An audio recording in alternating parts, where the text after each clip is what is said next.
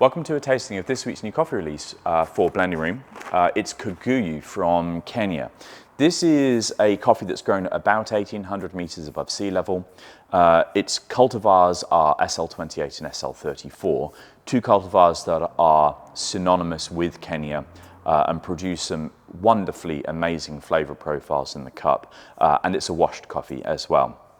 So when I purchase Kenyan coffees, which we don't do often at Blending Room because they're quite expensive, I have needed to spend a little bit of time developing my customer base so that, one, they enjoy these really intensely esoteric flavors that some of these coffees produce, but two, also be comfortable with the price that this coffee retails at.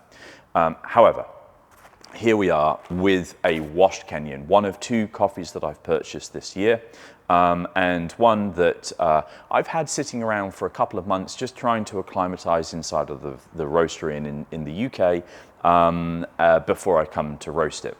So how did I roast it? This is a coffee that I expected to have a very high level of acidity. So I had to do two things in the roaster. One, I wanted to really accentuate that acidity. I wanted to make sure that the defining characteristics of this coffee were very prevalent within the cup. But also at the same time, I can't have them so out of kilter with the rest of the cup that the coffee becomes unpalatable. So there was a tightrope that I was walking between speed of roast, so that is amount of energy that I'm putting into the roast, versus the development time. So that is where we round out some of the flavors, we mute some of the acidity, we just present some more harmony within the cup. And so this coffee I roasted for about 9.5 minutes, which for me at Blending Room on my 12 kilo Probat is a pretty quick roast. I tend to roast between 10 and 11 minutes, and that extra 30 seconds of pace can have a pretty profound effect in the cup. However, what I think I've done here is really great work, and I'm pretty proud of myself, to be fair. So what should we expect in the cup? Let's have a taste and see what we see. Right, so what you'll get with this first off is this really intense, like almost on the side of your palate, pep of acidity. It presents itself in a way that is reminiscent of rhubarb.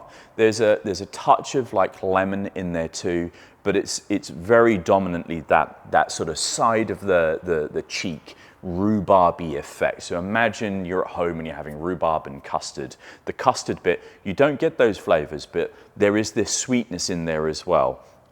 So acidity first, that's then reined in and balanced by this wonderful sweetness too. The great thing about Kenyan coffees is they present a fantastically high level of acidity, which is something that we in the specialty coffee industry prize, but they also give you body as well. So one thing that I love doing, or try to do when I'm buying green coffee and I'm roasting, is to think in a rainbow harmony. So I want you, the consumer, to go through a journey with the coffee on your palate. And that's acidity, sweetness, balance, texture, and body. And Kenyan coffees just give those harmonies in bucket loads.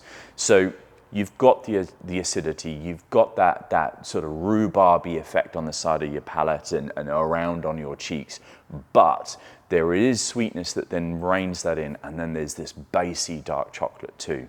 The super interesting thing about this is that there is this sort of like spiced element.